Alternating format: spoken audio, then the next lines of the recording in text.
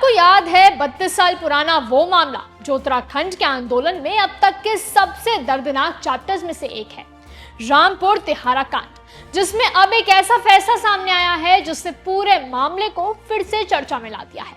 जिस पुलिस ने आंदोलनकारियों पर हथियार रखने के आरोप लगाए थे, अब उसी कहानी पर बड़े सवाल खड़े हो गए हैं। मामला साल 1994 का है। अलग उत्तराखंड राज्य की मांग को लेकर आंदोलनकारी देहरादून से दिल्ली जा रहे थे। 1 अक्टूबर की रात रामपुर तिहारा पर पुलिस ने उन्हें रोक दिया। फिर आरोप है कि पहले लाठीचार्ज हुआ, आंसू गैस छोड़ी गई और फिर फायरिंग हुई। इस घटना में 7 आंदोलनकारियों की जान चली गई। महिलाओं के साथ दुर्व्यवहार के आरोप भी लगे। इसके बाद पुलिस ने दावा किया कि आंदोलनकारियों के पास से तमंचे, कारतूस और खुकरी जैसे हथियार बरामद हुए थे। इन्हीं आरोपों के आधार पर मुकदमे दर्ज किए गए, लेकिन 32 साल तक चली सुनवाई में तस्वीर बदल गई। फोरेंसिक जांच में पता चला कि जिन हथियारों को बरामद दिखाया गया उनसे कभी गोली चली ही नहीं थी। इतना ही नहीं, जिन कारतूसों का रिकॉर्ड पेश किया गया वो किसी दूसरे हथियार से चलाए गए थे।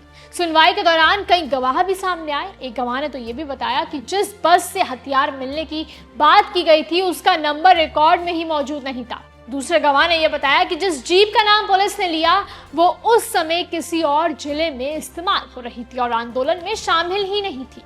एक बस चालक ने अदालत में बताया कि उनकी बस की तलाशी तक नहीं ली गई थी, फिर भी हथियार बरामद होने की कहानी बना दी गई। उन्होंने ये भी कहा कि पुलिस कार्रवाई के दौरान बस के शीशे तोड़े गए थे और पूरे इलाके में भारी पुलिस बल तैनात था।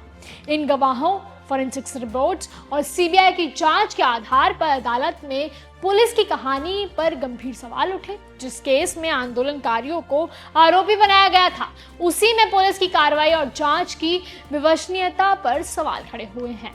रामपुर तिहाड़ कांड आज उत्तराखंड आंदोलन के सबसे दर्दनाक अध्यायों में गिना जाता है। 32 साल बाद सामने आए इन तथ्यों ने एक बार फिर ये याद दिलाया है कि किसी भी मामले में सच सामने आने में समय लग सकता है, लेकिन अदालत में सबूत और गवाही ही सबसे अहम होती है।